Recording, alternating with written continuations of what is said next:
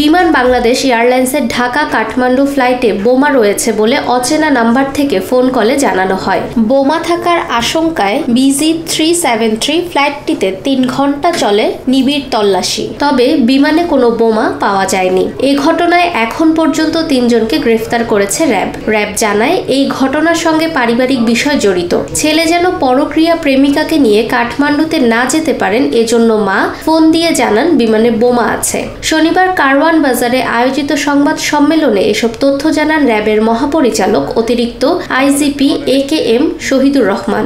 বিমানে বোমা আছে এরকম একটি টেলিফোন কল এয়ার ট্রাফিক কন্ট্রোলকে জানানো হয় এবং যার ফলে ওই বিমানের যাত্রা স্থগিত করা হয় এবং প্রায় 3 থেকে 4 ঘন্টা তল্লাশি চালিয়ে সেখানে কিছু পাওয়া যায়নি। এই কলটি সঠিক ছিল না।